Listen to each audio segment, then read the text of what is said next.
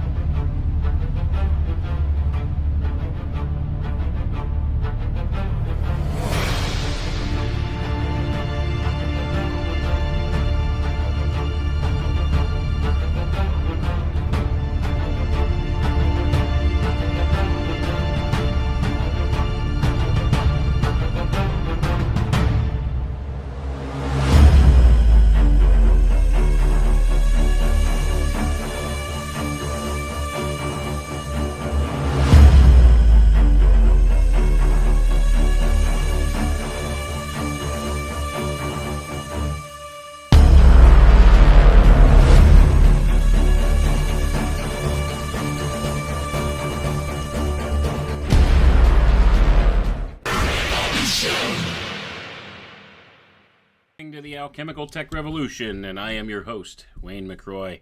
Good evening, everyone. Tonight, we're going to look at a little topic called the 6 Epochs of the Singularity. We'll be reading tonight from a book written by one Mr. Ray Kurzweil that some of you may or may not have heard of. This guy was the head of Google for a long time, and also one of the main futurists that people like to quote, one of the main proponents of the transhumanist notion. And his book we're reading from is called The Singularity is Near, When Humans Transcend Biology. And he laid out this idea of the 6 different epochs of the singularity. So we'll get it right from the horse's mouth here tonight. So for those of you tuning in, this should be an interesting one. Should be a wild ride here. So let's get into it. I figured this is a good topic in light of all the recent hubbub about AI. So with AI being something on the minds of everybody, even the world leaders who just met this past weekend at the Bilderberg conference, which they held a couple weeks early because they usually don't do that until the first week of June. So they were worried about AI. That was on top of their list of concerns. So maybe they pushed it up a couple weeks because of the concern. Or, I suspect maybe they know something about our jacked up calendar that we don't, because, of course, they time these events to the sky clock meticulously. So they must know something we don't. So even though early June is usually when they do this, they chose to do it the weekend before Memorial Day for some reason this time. We may never know the full reasons, but I'm sure they had their reasoning. But at any rate, let's get right into the reading here tonight. The 6 Epochs. So right off the bat, Kurzweil has a quote from one Mr. Arthur Schopenhauer here. And it says, quote, "Everyone takes the limits of his own vision for the limits of the world," end quote. Then Kurzweil goes on to say, "I am not sure when I first became aware of the singularity. I'd have to say it was a progressive awakening. In the almost half century that I've immersed myself in computer and related technologies, I've sought to understand the meaning and purpose of the continual upheaval that I have witnessed at many levels. Gradually, I've become aware of a transforming event looming in the first half of the 21st century. Just as a black hole in space dramatically alters the patterns of matter and energy, accelerating toward its event horizon, this impending singularity in our future is increasingly transforming every institution and aspect of human life, from sexuality to spirituality." And I'm going to pause for a moment here, folks. Notice he lists off the term sexuality first. And that, of course, is a direct inference to the things going on today with the whole push for this transgender notion of things out there. This was absolutely foreseen by Kurzweil. I think this one was written in 2004, this book, if I'm not mistaken. It was 2002 or 2004. I'll let you know in just a second here. Let me look, because, we should be precise about these things, as precise as possible. So, just to give an indication, this guy had his finger on the pulse of what's to come. So, let me see here. Where are you? Copyright date on this book. The publication date on this was 2005. Sorry, I was off by a year, but for the purpose of being precise, 2005 was the publication date of this book. So that many years ago, you're going back 18 years, Kurzweil understood that the coming singularity was going to bring about these ideas of alteration of sexuality in humankind. So that's something that he pointed out here. So we see that, and he says from sexuality to spirituality. So, of course, this is one of the guys that writes the playbook, so you got to keep that in mind, too. Let's read on. What, then, is singularity? It's a future period during which the pace of technological change will be so rapid, its impact so deep that human life will be irreversibly transformed. Although neither utopian nor dystopian, this epoch will transform the concepts that we rely on to give meaning to our lives, from our business models to the cycle of human life, including death itself. Gonna pause for a moment here, folks.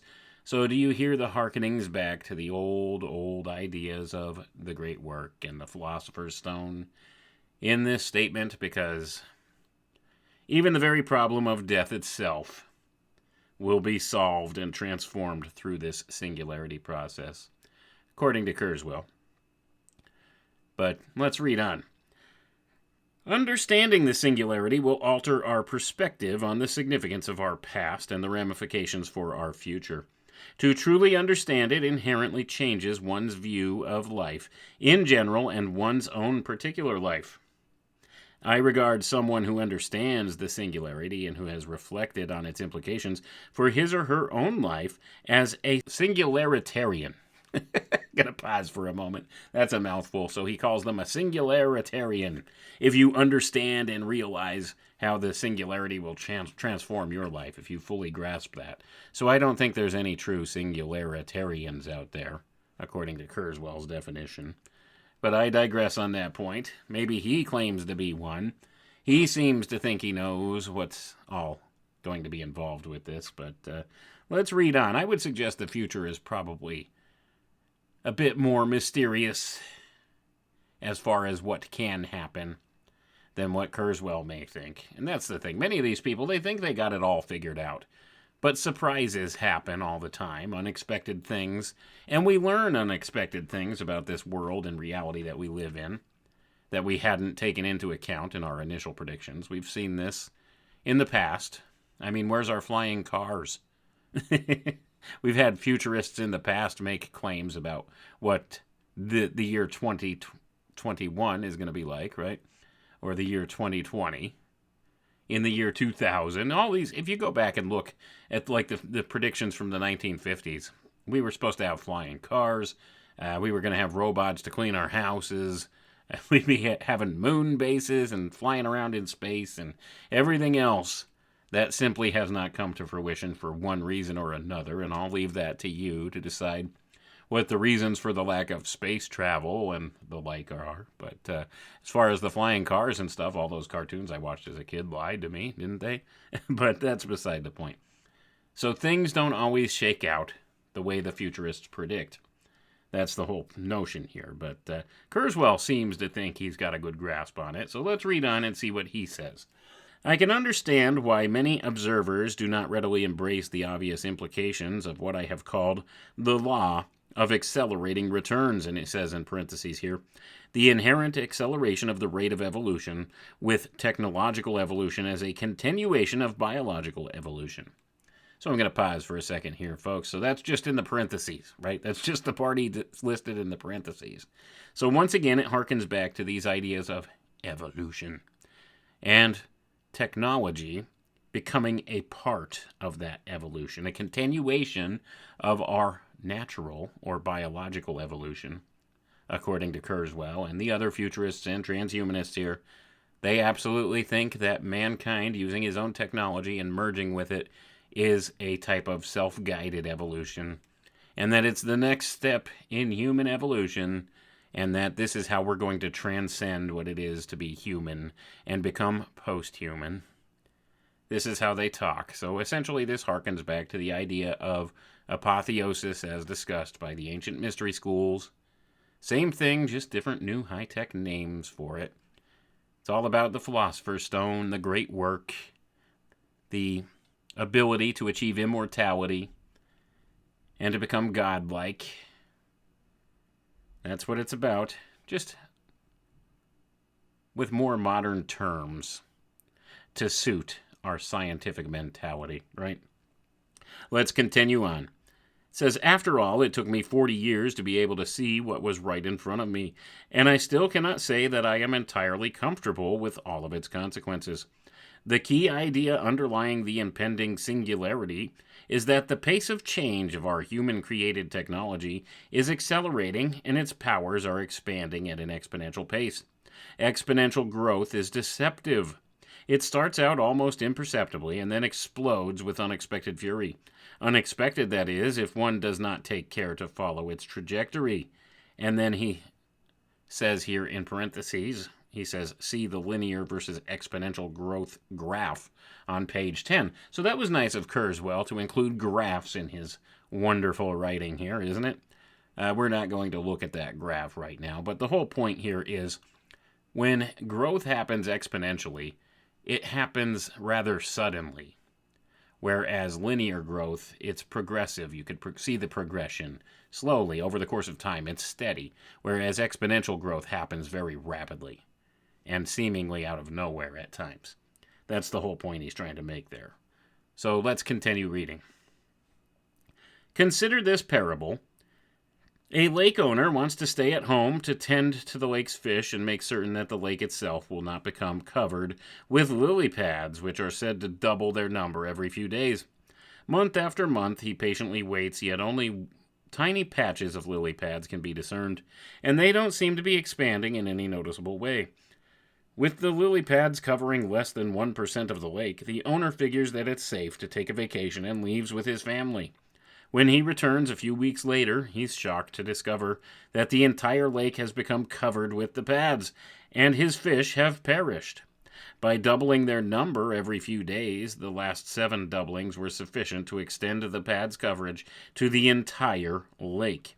And it says 7 doublings extended their reach 128-fold. This is the nature of exponential growth. So I'm going to pause for a moment here, folks. So this is the difference between maybe addition and multiplication, if you want to look at it in simple mathematical terms. Or exponents. We're all familiar with the idea of the exponent. So this says 7 exponents later, it covers the entire lake in this allegory that he has represented here. So the whole point here is, once again, it happens rapidly, seemingly out of nowhere, this exponential growth activity. So this is what they expect to happen with our technology. At least this is the claim from the transhumanists. I think there are absolute limits to growth with these kind of things. But, you never know. We'll see what they say here. These are the supposed experts, after all, so let's read on. Consider Garry Kasparov, who scorned the pathetic state of computer chess in 1992.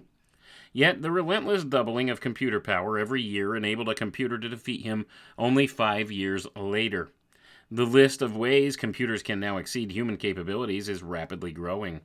Moreover, the once narrow applications of computer intelligence are gradually broadening in one type of activity after another. For example, computers are diagnosing electrocardiograms and medical images, flying and landing airplanes, controlling the tactical decisions of automated weapons, making credit and financial decisions, and being given responsibility for many other tasks that used to require human intelligence. The performance of these systems is increasingly based on integrating multiple types of artificial intelligence. But as long as there is an AI shortcoming in any such area of endeavor, skeptics will point to that area as an inherent bastion of permanent human superiority over the capabilities of our own creations. And I'm going to pause for a moment here, folks. This is why the major focus right now on artificial intelligence. You see, they want it to be able to surpass human abilities. I don't think it's feasible because it lacks something that the human mind has. It lacks that. But they seem to think that at some point it will surpass us in every possible way. And here's the problem. It could only deal with whatever inputs it has. So if there's not a human being to feed it inputs, it's not going to do anything. That's the bottom line with artificial intelligence. If there's not a human being there to give it input, it's not going to do anything. It cannot do anything without some type of a program to execute. And that's where it becomes dangerous, because if you have a human being that wants to do something nefarious, it will have the AI execute some nefarious program, and perhaps it would do a good job doing that. But there always has to be that human input. That's one of the weaknesses with AI right now, but they want us to believe at some point AI will break away and become sentient and be able to somehow discover the inputs itself, to give itself prompts, decide its own actions without any human guidance or record to draw from.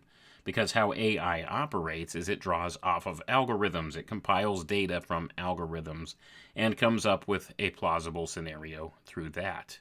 So it cannot invent anything new. It cannot come up with new, novel ideas on its own. It just compiles what it has access to together and determines a result that looks pretty close in approximation to what it can draw from the past. So AI will not build the future. It cannot create the future. It cannot be forward thinking. It can only be backward thinking. That's the whole point here when you look at this. Without that human interaction to go with it, the human input, the human intuition to guide it, all it can do is compile data from algorithms and maybe make a selection of choices from that data. And that's it. It can't create new data on its own.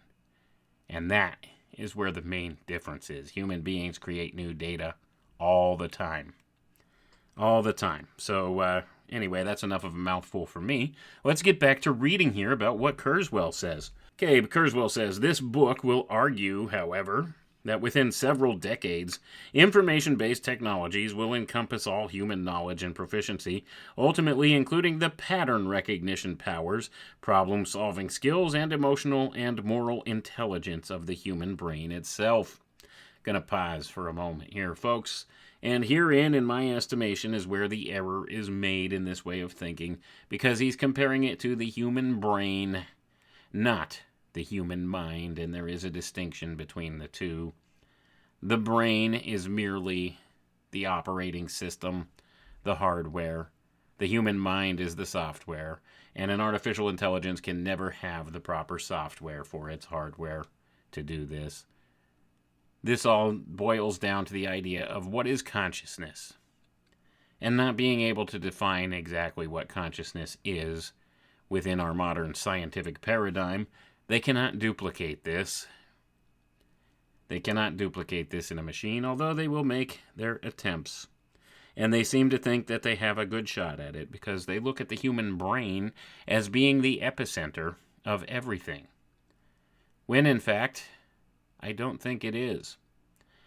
The human mind exists outside of the framework of the human brain, although these people would like you to believe that consciousness itself is nothing more but the electrochemical byproduct of the activity of the brain and brainstem.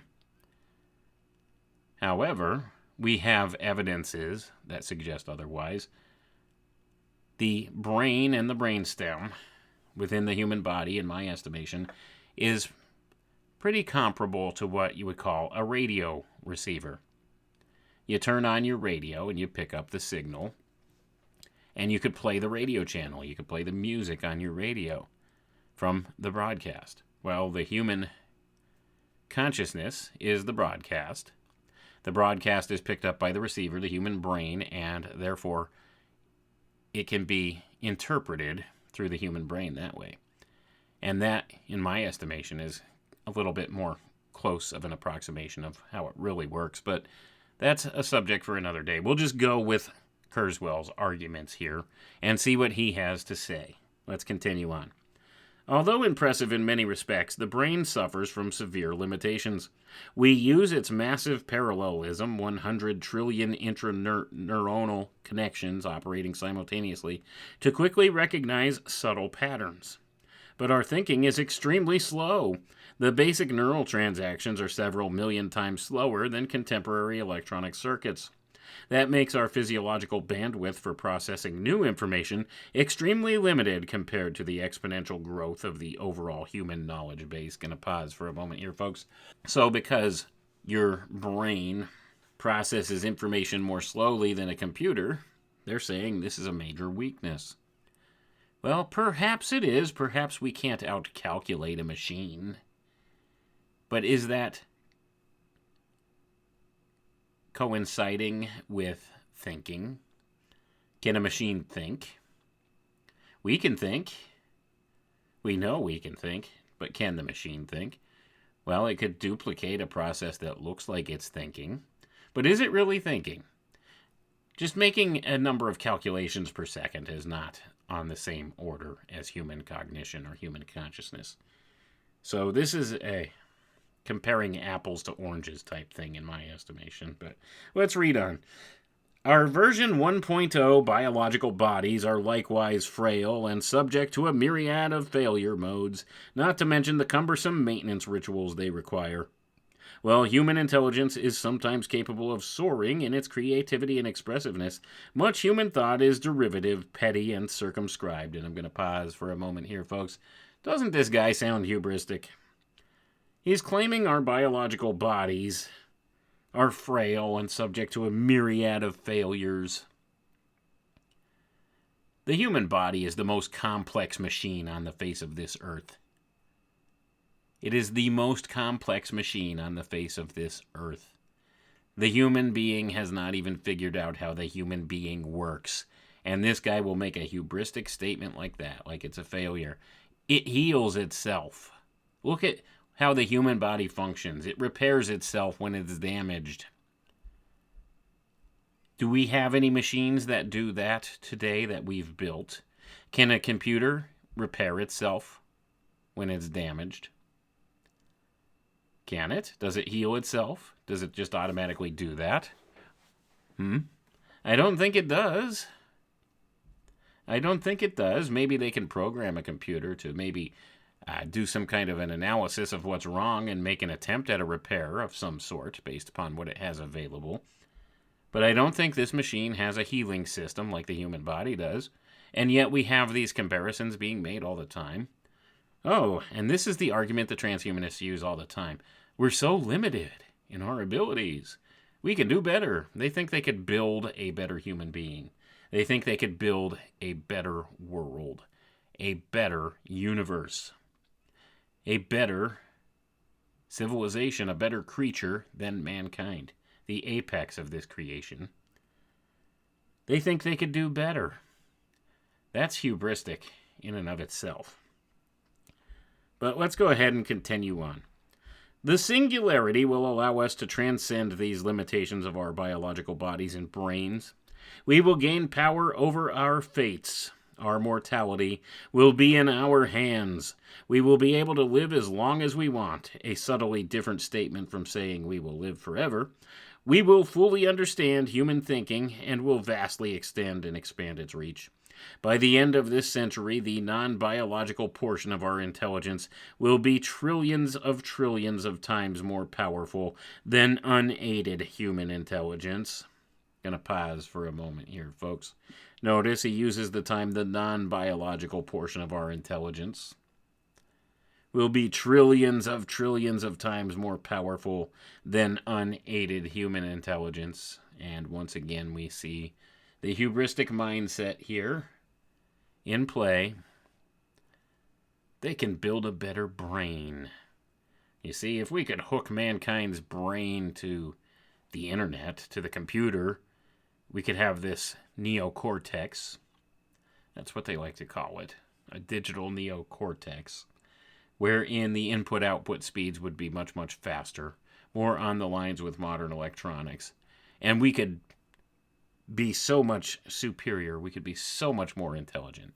That's their claim. I don't know if that really would work how they expect it to, but this is what they're talking about. They seem to think that merging with the machine will give us godlike powers and abilities. It'll give us immortality. We can live as long as we want. We can live as long as we want, and we'll be able to know so much more and do so much more. Let's see what else he says here. We are now in the early stages of this transition. The acceleration of paradigm shift, the rate at which we change fundamental technological approaches, as well as the exponential growth of the capacity of information technology, are both beginning to reach the knee of the curve, which is the stage at which an exponential trend becomes noticeable. Going to pause for a moment here, folks. So if you look at a bar graph, we're almost to the peak where we will begin to notice exponential changes happening in the technologies, where the growth of these technologies is going to take off very rapidly, and we've seen this through the course of time.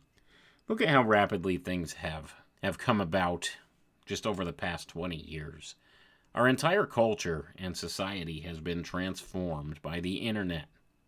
Think about that. If you go back to the 1990s, yeah, the internet was kind of in its infancy. You had maybe a couple of bulletin board services or something there, and people were maybe doing a little bit of talking online, typing and talking online, but it's nothing like it is today. You had the slow dial-up where you had to actually use the phone line and listen to the thing and wait for it to connect and all of that stuff. I remember those times very well. And now you look at the world today, everything's interconnected and everything depends upon the internet for its existence right now. It really does. Business revolves around the internet. It's almost impossible today to do business without access to the internet. So much of our world is now entrenched heavily in this idea and this concept. Look how it's transformed. And that was a very slow period. Only over the course of about the past 20 years have we seen it really get to the point where it is now. And that's a very short time that's become extremely transformative to the way we do business and the way we interact and do things. That's part of this exponential curve that he's talking about. So we are indeed in the early parts of this transition, like he says. Now, let's read on. So he says, shortly after this stage, the trend quickly becomes explosive. Before the middle of this century, the growth rates of our technology, which will be indistinguishable from ourselves, will be so steep as to appear essentially vertical. From a strictly mathematical perspective, the growth rates will still be finite, but so extreme that the changes they bring about will appear to rupture the fabric of human history. That, at least, will be the perspective of unenhanced biological humanity. Gonna pause for a moment here, folks. So once again, he's making the inference that there's going to be this divide in the world here. The unenhanced biological human, and of course the enhanced biological human.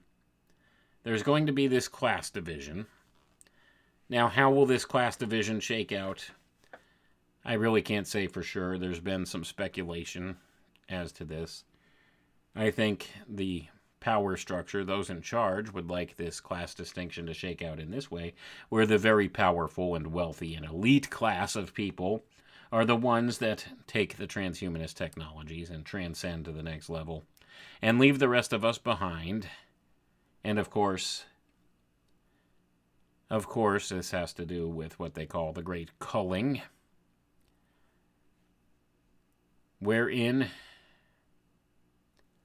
at some point, the plan of the elite, would be to exterminate the rest of us, the ones that they call the useless eaters. That's their viewpoint, not mine.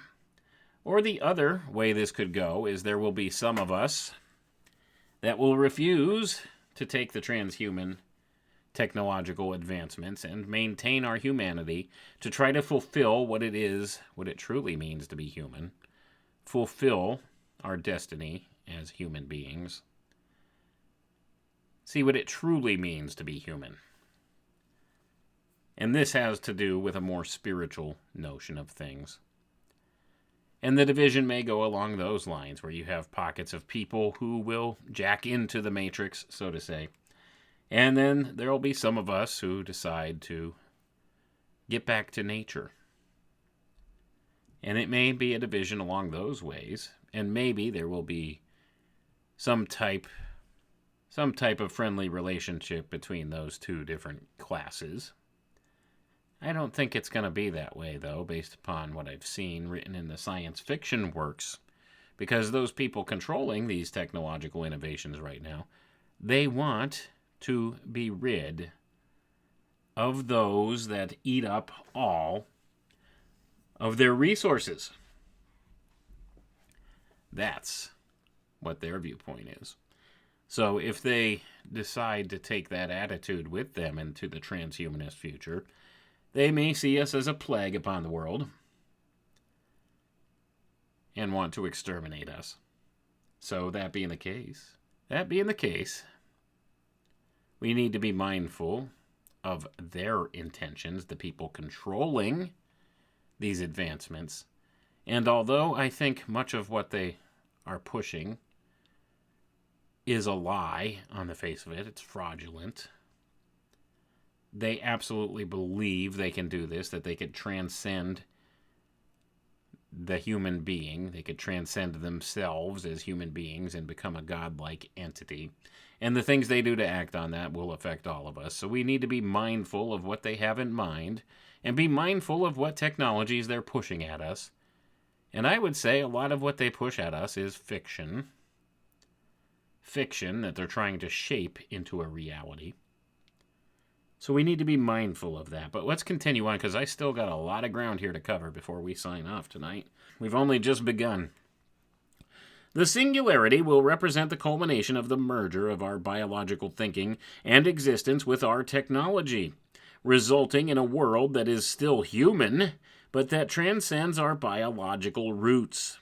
There will be no distinction post-singularity between human and machine, or between physical and virtual reality. I'm going to pause for a moment here and repeat that sentence, because this is where the screwing up of human minds will occur en masse when or if this event happens.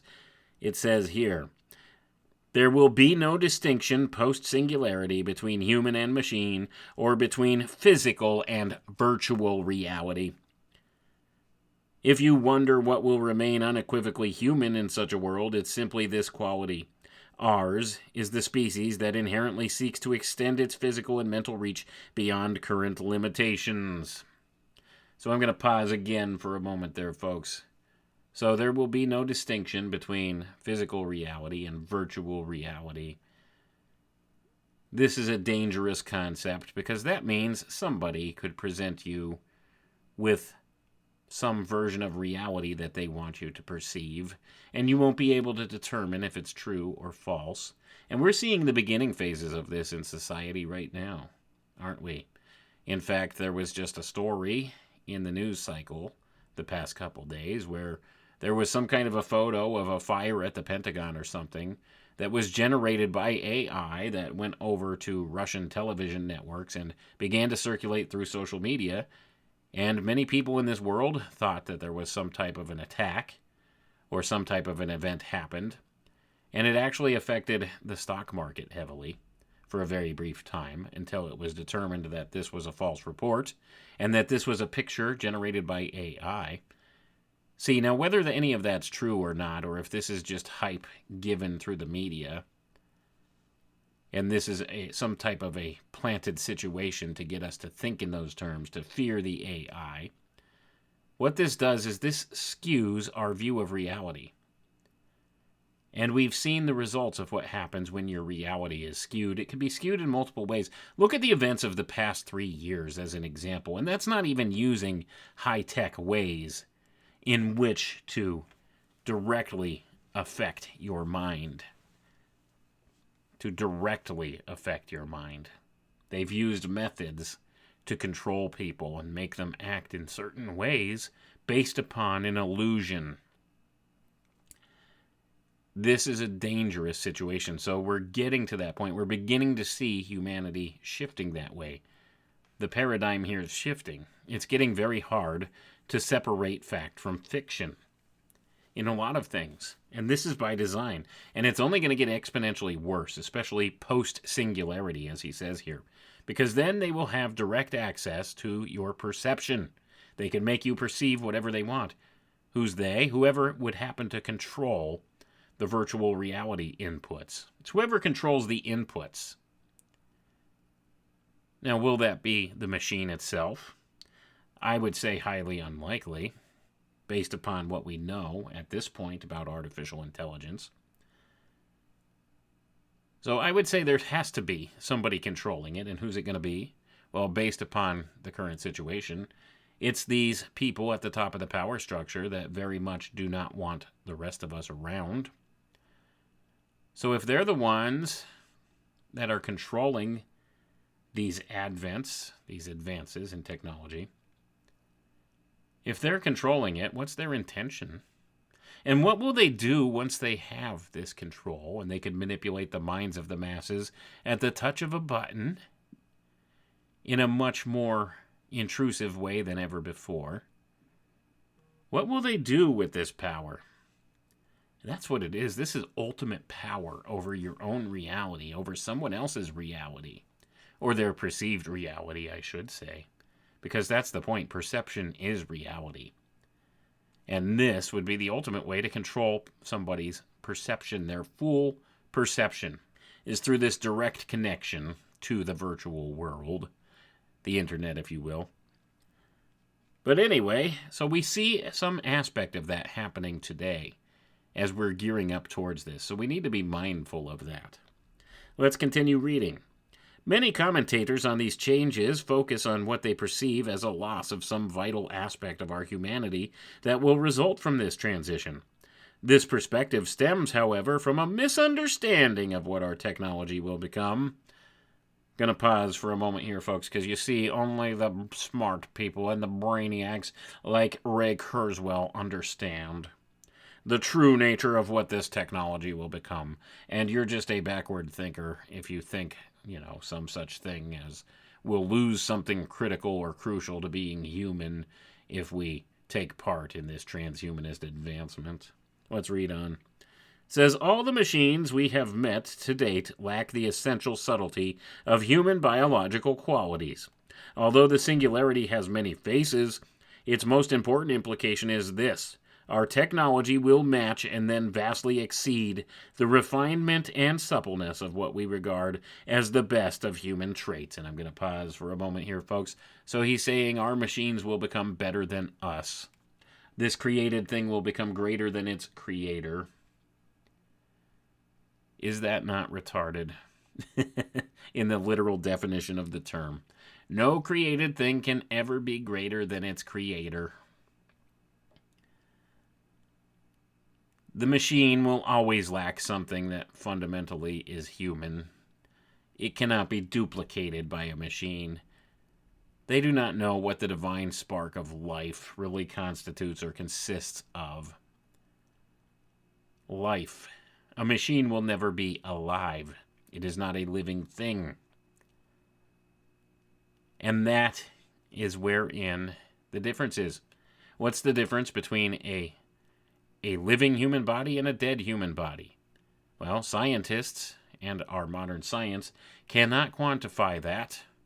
They have no friggin' clue. Everything's there. All the cells are there. It's all the same stuff. It's all the same inherent ingredients, the same physical ingredients. But there's something missing. And they don't know how that works. It's the divine spark of life, and that's something a machine will never have, nor can we impart in a machine. This is also the same thing. How do magnets work? They don't know. They can make a magnet by magnetizing something else with a current magnet, but they don't know what it is that fundamentally makes that a magnet. You see. What's the difference between a neodymium magnet and just a regular piece of neodymium? Well, there is no quantitative difference. There's no quantitative way of measuring something differently from them. It's a qualitative ingredient, and they don't know how to measure that or how to duplicate that. They don't know how it works. It's the same thing with the human soul, the human psyche, the human mind, life. It's the same thing with life. What imparts life? Well, they can't answer that. And because they don't know that, they cannot make a machine that will live. We're not capable of that as human beings. It's not a feasible thing. But yet, in their hubris, they think they can do better. But they're missing an ingredient here. Let's read on and we'll see what else they have to say here. So next, he has another quote here. The intuitive linear view versus the historical exponential view. And he quotes a man named Michael Anasimov. I can't even pronounce it. Anasimov. Quote, when the first transhuman intelligence is created and launches itself into recursive self-improvement, a fundamentally discontinuity is likely to occur, the likes of which I can't even begin to predict, end quote. No kidding. In the 1950s, John von Neumann, the legendary information theorist, was quoted as saying that, quote, the ever-accelerating progress of technology gives the appearance of approaching some essential singularity in the history of the race, beyond which human affairs as we know them could not continue, end quote.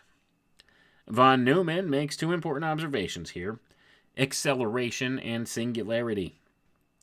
The first idea is that human progress is exponential. That is, it depends or it expands by repeatedly multiplying by a constant rather than linear. That is, expanding by repeatedly adding a constant. The second is that exponential growth is seductive, starting out slowly and virtually unnoticeably, but beyond the knee of the curve it turns explosive and profoundly transformative. The future is widely misunderstood.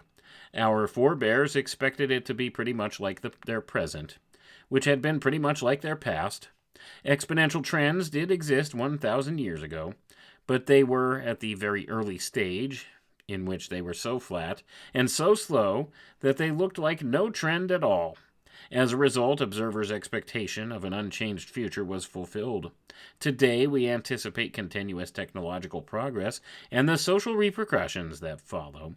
But the future will be far more surprising than most people realize, because few observers have truly internalized the implications of the fact that the rate of change itself is accelerating. Gonna pause here for a moment. It's the quickening idea that was put out by so many so long ago. One Mr. Art Bell being notable among that. He wrote a book called The Quickening. Talked about it on air quite a bit, and of course he was an insider in a lot of this stuff.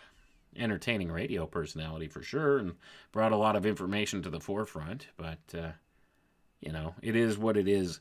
But at any rate, he understood, and he was kind of one of the early voices promoting these types of ideas on the radio waves here.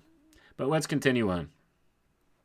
Most long-range forecasts of what is technically feasible in future time periods dramatically underestimate the power of future developments because they are based on what I call the intuitive linear view of history rather than the historical exponential view. My models show that we are doubling the paradigm shift rate every decade, as I will discuss in the next chapter. Thus, the 20th century was gradually speeding up to today's rate of progress. Its achievements, therefore, were equivalent to about 20 years of progress at the rate in 2000. We'll make another 20 years of progress in just 14 years by 2014, and then do the same again in only 7 years. To express this another way, we won't experience 100 years of technological advance in the 21st century. We will witness on the order of 20,000 years of progress, again when measured by today's rate of progress, or about 1,000 times greater than what was achieved in the 20th century. And I'm going to pause for a moment here and call absolute poppycock on this. If you think that over the course of the next 100 years, the 100 years between the year 2000 and the year 2100, that we're going to make 20,000 years of technological progress, I think you are sorely mistaken. How would you even gauge that? Have we even experienced 20,000 years of progress? What would that look like, and how would you come to that kind of an estimation? This is all based upon advanced mathematics.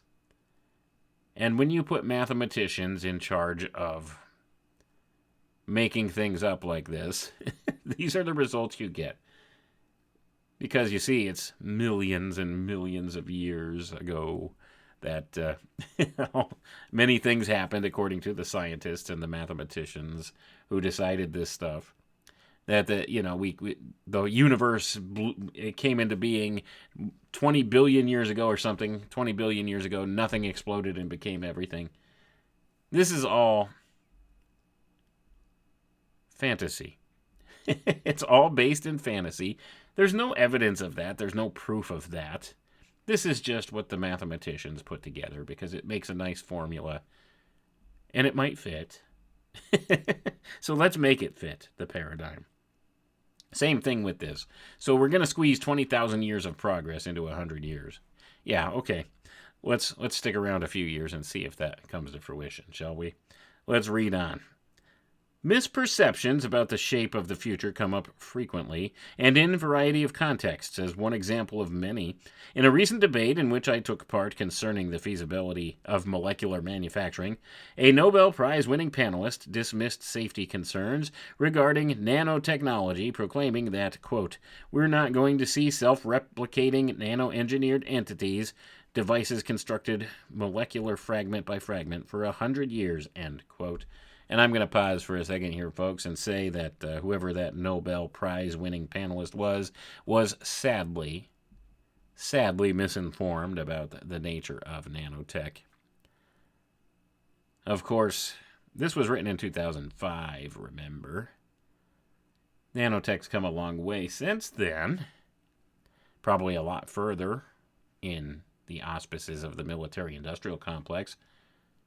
You know, those secret black budget programs that we are not privy to, but are bare minimum 50 to 100 years in advance of what we see in the mainstream as the most state-of-the-art technology that there is. So who knows what they're able to pull off with nanotech. I would argue that their response to this situation the past 3 years is largely nanotech-based. It's nanotech. That's the problem. But people don't want to admit that, even a Nobel Prize-winning scientist. But of course, Kurzweil understood, well, because he's one of the planners, but that's beside the point. Let's read on. I pointed out that 100 years was a reasonable estimate and actually matched my own appraisal of the amount of technical progress required to achieve this particular milestone when measured at today's rate of progress, 5 times the average rate of change that we saw in the 20th century. But because we're doubling the rate of progress every decade, we'll see the equivalent of a century of progress at today's rate in only 25 calendar years. Going to pause for a moment here, folks. So, 25 calendar years from 2005, well, wouldn't you know, it's the year 2030. The year of agendas, if you will. Agenda 2030 and all of that. Of course, he's going to say some such thing. 25 calendar years. That'll be equivalent to what he says is about, a rate of 100 years of progress in that 25 years. Yeah, things have come a long way since 2005, but I don't think we're anywhere near 100 years advanced of what we were in 2005, do you? Nowhere close. Actually, we should probably only be, I don't know, based upon his math, maybe 70 years advanced from what we were in 2005, and I don't see that big of a difference, aside from everything being on the computer. That's about it. But let's continue on. Similarly, at Time Magazine's Future of Life conference held in 2003 to celebrate the 50th anniversary of the discovery of the structure of DNA, all of the invited speakers were asked what they thought the next 50 years would be like. Virtually every presenter looked at the progress of the last 50 years and used it as a model for the next 50 years. For example, James Watson, the co-discoverer of DNA, said that in 50 years we will have drugs that will allow us to eat as much as we want without gaining weight. Gonna pause for a moment here, folks. We'll see if that happens. Somehow I doubt that. But we'll see. Maybe they'll have a cure for the common cold by then, too, right? Let's continue on. I replied, 50 years? We have accomplished this already in mice by blocking the fat insulin receptor gene that controls the storage of fat in the fat cells. Drugs for human use using RNA interference and other techniques we will discuss in Chapter 5. Going to pause for a moment here, folks, and point out that Ray Kurzweil in 2005, and even in 2003, because this is when this conference took place, was referring to RNA interference for drugs in human use way back then. All part of the plan, if you pay attention. So he says drugs for human use are in development now and will be in FDA tests in several years. These will be available in 5 to 10 years, not 50. Other projections were equally short-sighted, reflecting contemporary research priorities rather than the profound changes that the next half-century will bring. Of all the thinkers at this conference, it was primarily Bill Joy and I who took account of the exponential nature of the future, although Joy and I disagree on the import of these changes, as I will discuss in Chapter 8. Gonna pause for a moment here, folks. So do you notice Kurzweil very much likes himself a lot, it seems. He seems to think he's the smartest guy in the room all the time. The hubris involved here. Let's go ahead and read on. People intuitively assume that the current rate of progress will continue for future periods, even for those who have been around long enough to experience how the pace of change increases over time. Unexamined intuition leaves one with the impression that change occurs at the same rate that we have experienced most recently. From the mathematician's perspective, the reason for this is that an exponential curve looks like a straight line when examined for only a brief duration. As a result, even sophisticated commentators, when considering the future, typically extrapolate the current pace of change over the next 10 years or 100 years to determine their expectations. This is why I describe this way of looking at the future as the intuitive linear view. But a serious assessment of the history of technology reveals that technological change is exponential. Exponential growth is a feature of any evolutionary process, of which technology is a primary example.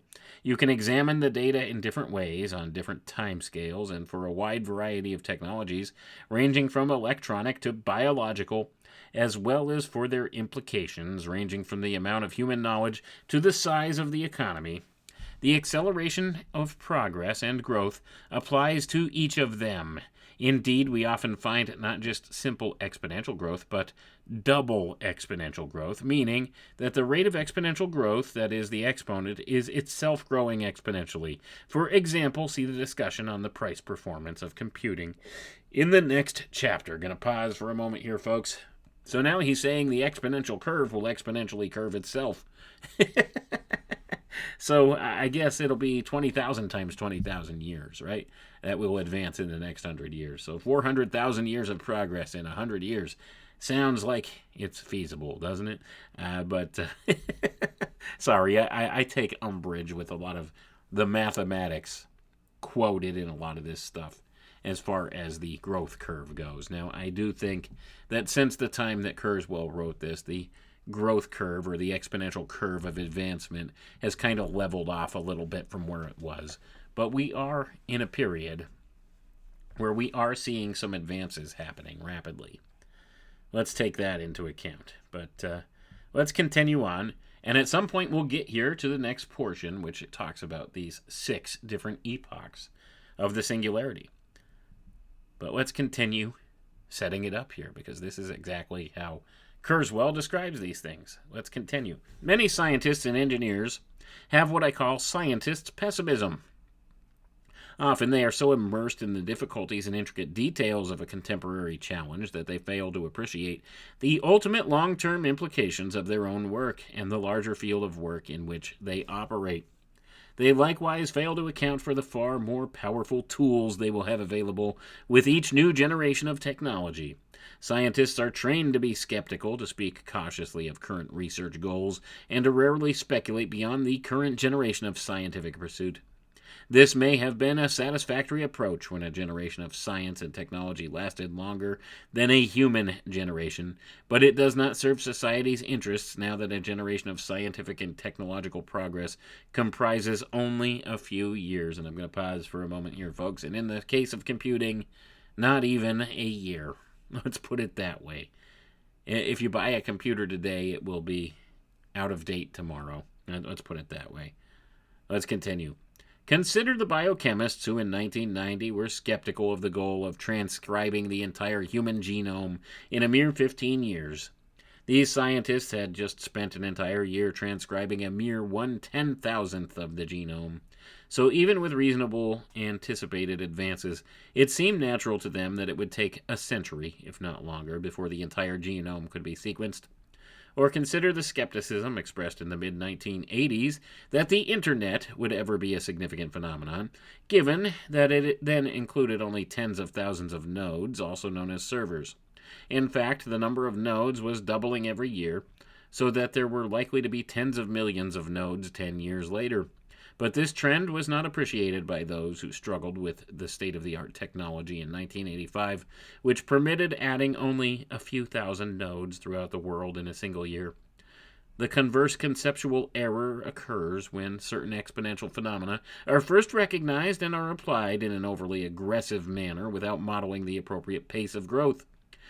While exponential growth gains speed over time, it is not instantaneous.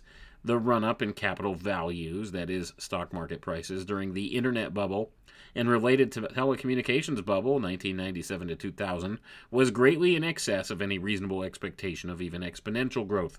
As I demonstrate in the next chapter, the actual adoption of the Internet and e-commerce did show smooth exponential growth through both boom and bust.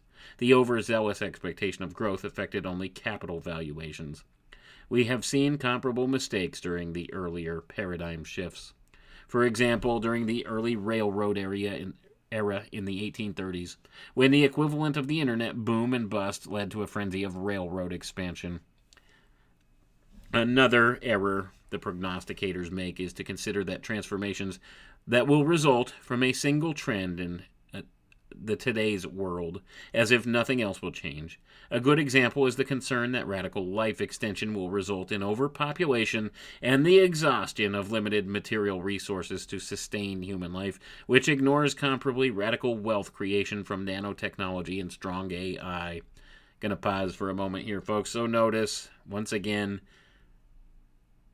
the overpopulation problem, the exhaustion of material resources. Well, he thinks that through the use of nanotechnology and strong AI, perhaps this could be overcome. But that's not the view of most of the people at the topmost levels. You see, you need the resources to be able to do that. And if you don't have the resources to begin with, you can't manufacture more resources in that way. So they see that as being a potential problem. Let's continue reading, though. For example, nanotechnology-based manufacturing devices in the 2020s will be capable of creating almost any physical product from inexpensive raw materials and information. Gonna pause for a moment here, folks. We're in the 2020s. Where is this technology, Kurzweil? I mean, we have 3D printers, but I wouldn't call that a nanotechnology manufacturing process. We don't have this yet. I think you were a little off base in your predictions. Let's continue on. I emphasize the exponential versus linear perspective because it's the most important failure that prognosticators make in considering future trends. Most technology forecasts and forecasters ignore altogether this historical exponential view of technological process. Indeed, almost everyone I have met has a linear view of the future. That's why people tend to overestimate what can be achieved in the short term, because we tend to leave out necessary details, but underestimate what can be achieved in the long term because exponential growth is ignored. Gonna pause for a second there. So, Kurzweil is of the mindset that many of these things can be achieved in a very short time. I would say Kurzweil, I think, is a little too optimistic. I mean, especially considering his statement there about in the 2020s, which is now. He said this in 2005, that we'll have nanotechnology-based manufacturing devices that are capable of creating almost any physical product from inexpensive raw materials and information. We don't have that yet, Kurzweil. I think you are a little off in your estimation here. In fact, many of the nanotech researchers would tell you that's still probably quite a long ways off yet. Even still, so I think your growth curve idea here is a little bit skewed. But let's continue on and see what he says here. He talks about the 6 epochs, and he's got 2 quotes here. The first quote is from a guy named Marshall McLuhan. And it says, quote, "First we build the tools, then they build us," end quote. The next quote is from the late, great Yogi Berra. And he says, quote, "The future ain't what it used to be," end quote. So let's read on here, and we'll get to the meat of the matter. Evolution is a process of creating patterns of increasing order. I'll discuss the concept of order in the next chapter. The emphasis in this section is on the concept of patterns. And I'm going to pause for a second right here, folks, just to point out a flaw in Kurzweil's thinking. He says evolution is a process of creating patterns of increasing order. That's not necessarily true. If you're basing the term evolution on what we see in the scientific paradigm, what we see is entropy, the breaking down of things over time, the decomplexity of things. Things do not evolve into something more complex. Not necessarily. We've never seen that before. There's no evidence that supports that. Now, we do see what they call terms like natural selection or adaptation or some such thing. We can see some of that. But by and large, most of the adaptations arise from mutations, which usually have some negative impact on a creature. So if you see a mutation, it's usually something negative that affects them, and therefore leads to further entropy and breaking down rather than building up. So evolution, this is a straw man argument, saying evolution is a process of creating patterns of increasing order. That's not true. Not if you're going to hold it to what your scientific terminology is here, to what the basis of evolution really is. It's not increasing order. In fact, it's more chaotic and more breaking down over the course of time. We lose more from generation to generation. Information is lost, you see, from generation to generation, not gained or expounded upon or becoming more complex. This all has to do with cybernetics principles, folks, and what they call complexity science. So, of course, they want to argue that more is better, more information is better. Not necessarily. If something's simple, if it ain't broke, don't try to fix it, right? So, if something's simple, why make it complex? That does not fit in the natural order here. The natural world does not work in that way. It does not create ever-increasing patterns of order.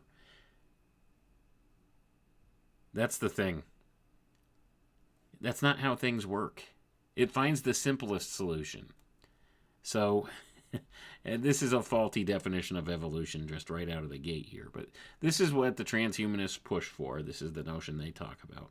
So let's continue on, and we'll keep that in mind.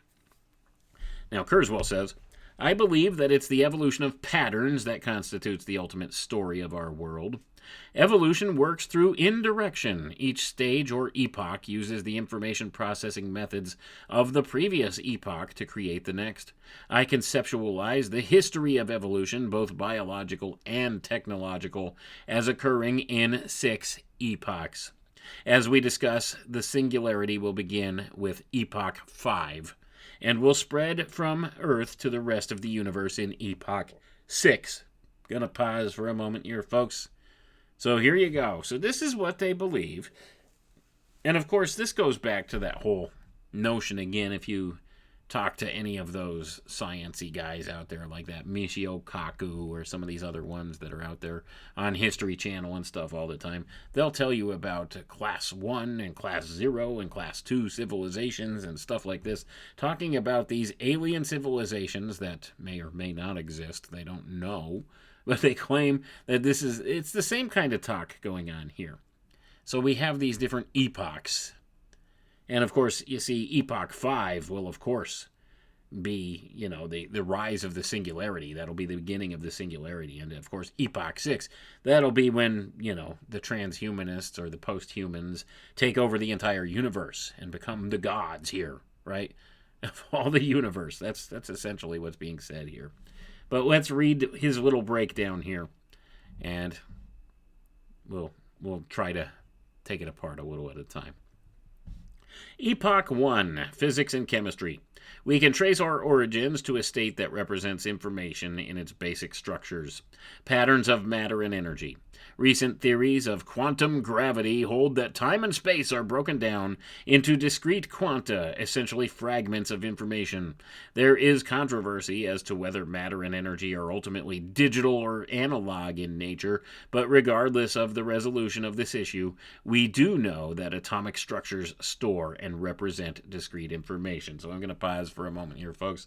So right out of the gate, he's calling things quantum. Quantum gravity. What is gravity? Explain gravity to me, Mr. Kurzweil, please. Now, I understand, what goes up must come down. That's very basic. But science, our modern science, does not even understand gravity, how it works. And yet they'll say quantum gravity. Quantum gravity holds space and time together. Can break it down into fundamental particles. Absolute poppycock, in my view. But at any rate, don't get me wrong, I think there are fundamental particles out there, but you cannot call everything a particle interaction. It doesn't work that way. But we'll give him the benefit of the doubt. Let's see what else he has to say here. A few 100,000 years after the Big Bang. Sorry, you gotta pause for a second. I love the way these guys speak as if this is factual and they know this, like as if they were there and this is recorded. This is a known thing. That, this is how it really happened. They take these stupid theories and they use them as absolute veritas when they are not absolute veritas. They are very bad theories. Let's put it that way. So let's read it again anyway. A few 100,000 years after the Big Bang, atoms began to form, and he knows this, of course, as electrons became trapped in orbits around nuclei consisting of protons and neutrons. Gotta pause for a moment there, folks. So apparently electrons came first, and then protons and neutrons, and then they evolved into atoms. And it's amazing. This happened only a few 100,000 years after the Big Bang. I mean, what was out there beforehand? What was the matter of the Big Bang made of? These people, they speak in such nonsensical terms here, and they act like they're so smart, right? Because they use these sciencey terms. Let's continue on. The electrical structure of atoms made them sticky. Now, there's a good sciencey term for you. Chemistry was born a few million years later as atoms came together to create relatively stable structures called molecules. Of all the elements, carbon proved to be the most versatile. It's able to form bonds in 4 directions versus 1 to 3 for most other elements, giving rise to complicated, information-rich 3-dimensional structures. The rules of our universe and the balance of the physical constants that govern the interaction of basic forces are so exquisitely, delicately, and exactly appropriate for the codification and evolution of information, resulting in increasing complexity, that one wonders how such an extraordinarily unlikely situation came about. Where some see a divine hand, others see our own hands, namely the anthropomorphic principle, which holds that only in a universe that allowed our evolution would we be here to ask such questions. Recent theories of physics concerning multiple universes speculate that new universes are created on a regular basis, each with its own unique rules, but that most of these either die out quickly or else continue without the evolution of any interesting patterns, such as Earth-based biology has created, because their rules do not support the evolution of increasingly complex forms. Gonna pause for a moment here, folks. So this is just profoundly stupid. I'm sorry. This way of thinking. Now, of course, he's talking about universes are created all the time. They just kind of pop into existence all the time. But most of the time, nothing interesting happens there, and it dies out quickly. But in our case, it's because the laws of physics here, these mysterious laws that took place, they're different here than they are in some of these other universes, and they're all governed by different laws somehow. But who or what put these laws in place? Well, that's not that's not open for discussion. But at any rate, let's continue on. I don't want to get too hung up on that side tangent because there's a lot more ground to cover, and I want to try and stay on topic. I do apologize for veering off topic, but I just can't help it when their arguments are so illogical most of the time with this stuff. Let's read on, though. It's hard to imagine how we could test these theories of evolution applied to early cosmology, but it's clear that the physical laws of our universe are precisely what they need to be to allow for the evolution of increasing levels of order and complexity. Gonna pause for a moment here, folks. So that's the most unsciency type of statement I've ever heard. So even though he's saying there's no way we could really test these theories of evolution applied to early cosmology, this is the very definition of anti-science, right? We're going to accept that that's the case because here we are, right? But at any rate, let's continue on. So that was epoch number 1, which he calls here physics and chemistry. So now we're going to look at epoch number 2, and this is a much shorter section. See, that's the thing. It seems like he got all of his grandiose ideas out of the way early on. So let's try and see. He's kept them a little more concise. And that way, maybe we could wrap this up within the next 15 minutes or so. Epoch number 2, biology and DNA. In the second epoch, starting several billion years ago, carbon-based compounds became more and more intricate until complex aggregations of molecules formed self-replicating mechanisms and life originated. Ultimately, biological systems evolved a precise digital mechanism, which is called DNA, to store information describing a larger society of molecules. I'm going to pause for a second here, folks, just to point out that Kurzweil says that DNA is a digital mechanism. I don't necessarily agree with that statement, but they certainly want to transform it into a digital system of information storage. Let's continue reading, though. The molecule and its supporting machinery of codons and ribosomes enabled a record to be kept of the evolutionary experiments of this second epoch. So I'm going to pause for a second here, folks. So who was doing the experimenting then, Kurzweil? You got to wonder what his next statement's going to be here, because we're going to look at Epoch 3. Epoch 3, brains. Each epoch continues the evolution of information through a paradigm shift to a further level of indirection. That is, evolution uses the results of one epoch to create the next. For example, in the third epoch, DNA-guided evolution produced organisms that could detect information with their own sensory organs and process and store that information in their own brains and nervous systems. Going to pause for a moment here, folks. So once again, more of this godlessness nonsense that these people believe. So, you see, not God, but DNA-guided evolution produced organisms, produced life. DNA-guided evolution, you see, all the chemicals, all the atoms came together in the grand soup and formed chemicals, and then the chemicals formed DNA information packets that evolved and produced organisms and life. Amazing, through this process of increasing complexity over time that's never been witnessed or recorded or analyzed or duplicated in experimentation ever in the history of mankind. You know, those very things that science requires in order for it to be science. Being able to reproduce something or observe something actually happening. No, not based on observation, not based upon experimentation, not based upon duplication. This is not science by definition, but this is what they push as science. Speculation at best, and godless speculation at that, because they have to make it godless speculation. But anyway, let's go ahead and continue reading here. These were made possible by second epoch mechanisms, DNA and epigenetic information of proteins and RNA fragments that controlled gene expression, which indirectly enabled and defined third epoch information processing mechanisms, the brains and nervous systems of organisms. The third epoch started with the ability of early animals to recognize patterns, which still accounts for the vast majority of the activity in our brains. Ultimately, our own species evolved the ability to create abstract mental models of the world we experience and to contemplate the rational implications of these models.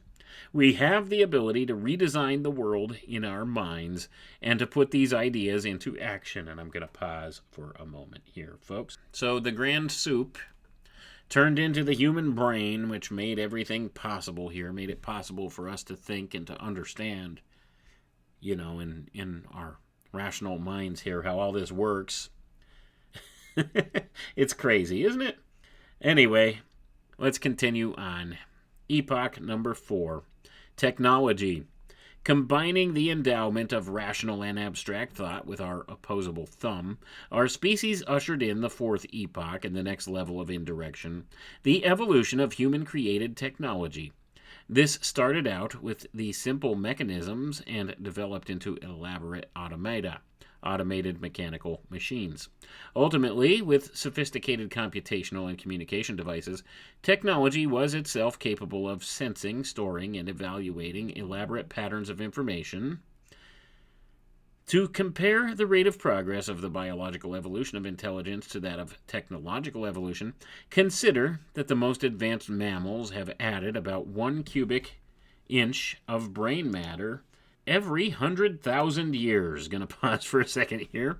So he claims here that even the most advanced mammals have added about 1 cubic inch of brain matter every 100,000 years, whereas we are roughly doubling the computational capacity of computers every year. So he's claiming here that the computers will be much faster, of course. That's what the implication is here. Of course, neither brain size nor computer capacity is the sole determinant of intelligence, but they do represent enabling factors. If we place key milestones of both biological evolution and human technological development on a single graph plotting both the x-axis and the y-axis on logarithmic scales, we find a reasonably straight line with biological evolution leading directly to human-directed development. Gonna pause for a moment here, folks. So now Kurzweil, of course, will suggest, well, the next logical trend is human-guided evolution here. That's what he's trying to promote in this way of thinking. And he's got his little graphs here, a bunch of graphs pointing to this. So he says the attributes that are growing exponentially in these charts are order and complexity, concepts we will explore in the next chapter. This acceleration matches our common sense observations. 1 billion years ago, not much happened over the course of even 1 million years. How would you know that? But 250,000 years ago, epochal events such as the evolution of our species occurred in time frames of just 100,000 years. Yeah, okay, where's the evidence and proof of this, Kurzweil? Honestly. In technology, if we go back 50,000 years, not much happened over a 1,000 year period, but in the recent past we see new paradigms such as the World Wide Web, progress from inception to mass adoption, meaning that all are used by a quarter of the population in advanced countries within only a decade. So, gonna pause for a second there, folks. So he's making the argument here that this growth of technology can be equated back to the comparable growth through the course of time with various things happening. And of course, they use all the illogical timescales that are unproven, the billions of years and the millions of years, all these things to make their arguments. So that was epoch number 4. Epoch number 4, which was technology.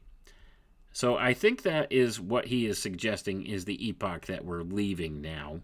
And we're in the transitive phase between Epoch 4 and Epoch 5. That, in my estimation, is what he is saying here. So let's take a look at Epoch 5. So according to Kurzweil, Epoch 5, the merger of human technology with human intelligence. Looking ahead several decades, the singularity will begin with the 5th epoch. It will result from the merger of the vast knowledge embedded in our own brains with the vastly greater capacity, speed, and knowledge-sharing ability of our technology. The 5th epoch will enable our human-machine civilization to transcend the human brain's limitations of a mere 100 trillion extremely slow connections. The singularity will allow us to overcome age-old human problems and vastly amplify human creativity. We will preserve and enhance the intelligence that evolution has bestowed on us while overcoming the profound limitations of biological evolution. But the singularity will also amplify the ability to act on our destructive inclinations, so its full story has not yet been written. So I'm going to pause for a moment here, folks, and notice that he says that it also has the ability to amplify our ability to act on our own destructive inclinations. And that is where the rubber meets the road with a lot of this. Because who's controlling this development? It's the people in charge of these things that are the big problem. The technologies themselves are not a big problem, because they're tools like anything else. It's how they're used that's the problem. And the people running these programs, what are their intentions? And that is where we have a huge problem with this. So let's go ahead and we'll finish this up. Epoch 6. The universe wakes up. I will discuss this topic in Chapter 6 under the heading, On the Intelligent Destiny of the Cosmos. In the aftermath of the singularity, intelligence derived from its biological origins in human brains and its technological origins in human ingenuity will begin to saturate the matter and energy in its midst. It will achieve this by reorganizing matter and energy to provide an optimal level of computation based on limits we will discuss in Chapter 3 to spread out from its origin on Earth. We currently understand the speed of light as a bounding factor on the transfer of information. Circumventing this limit has to be regarded as highly speculative, but there are hints that this constraint may be able to be superseded. If there are even subtle deviations, we will ultimately harness this superluminal ability.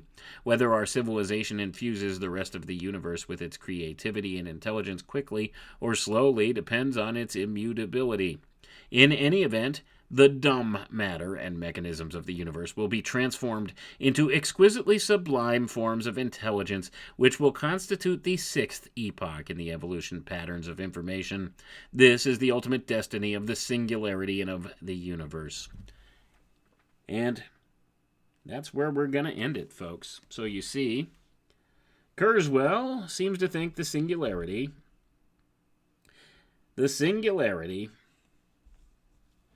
will bring about intelligences into all of creation. I've got news for you, Kurzweil. There are intelligences already inherent in all of creation. The occultists knew it and talked about it. We can see it by looking around. Do you really think things happen in this world by accident or by sheer coincidence, the timing of everything?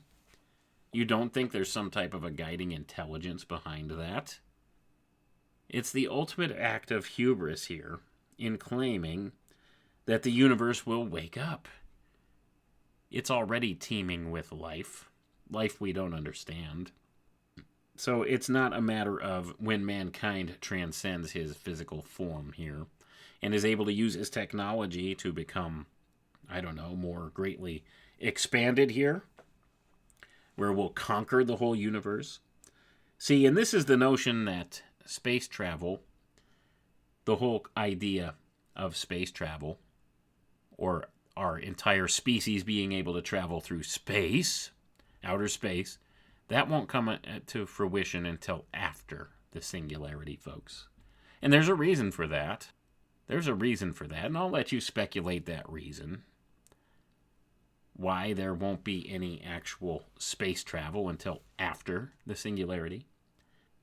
I think it has everything to do with what we discussed earlier as to they have these fantasy models of what they want to build.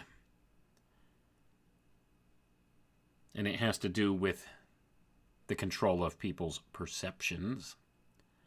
And your perception is your reality. So when they can control your mind to that level, then they can control you to that level. Make you believe perhaps you're able to travel in outer space when really there might not even be such a thing. So you understand where this goes, if that's the case. But anyway, the singularity, that's what this is all about. He's talking about the singularity and these 6 epochs of progression that lead towards it. We are at the precipice here. We are on phase number 5, according to Kurzweil, where we're stepping out of the bounds of technological advancement, and we're going to the place where humanity will merge with its technology and transcend to the next level. That's what Kurzweil's vision is within the next several decades here. And it's largely based upon a lie, folks. I think there's going to be some spiritual type of implication. Some spiritual type of implication that comes about with this. And perhaps we'll see some good come about in this whole thing here. Because like I said, the technologies in and of themselves aren't bad. It's the people controlling them. That's the issue. That is the true issue. It's the people in charge of these innovations that become the problem at this level. So we need to be mindful of these things. We need to make sure that we have our finger on the pulse of what's going on with these innovations and these things, and not lose sight of the spiritual aspects of things, because that is wherein the problem lies. They want us to lose sight of the spiritual and be wholly ingratiated into the digital realm. And that is not what is best for humankind, in my estimation. We need the spiritual facet. Anyway, I want to thank you all for tuning in. I appreciate each and every one of you. We'll catch you next time. Have a good night now. Discover the amazing, clinically proven health benefits of original Tahitian noni. Original Tahitian noni includes powerful antioxidants, adaptogens, nutrients, and phytonutrients to naturally boost energy levels, immune system function, and overall health. Meticulously sourced from French Polynesia, this is the original superfruit. Accept no imitations. Original Tahitian noni. Visit ATR Health at alchemicaltechrevolution.com. and click on the Shop Here tab for more details. But we can no longer risk emergency improvisation of national defense. We have been compelled to create a permanent armaments industry of vast proportions. In the councils of government, we must guard against the acquisition of unwarranted influence, whether sought or unsought, by the military-industrial complex.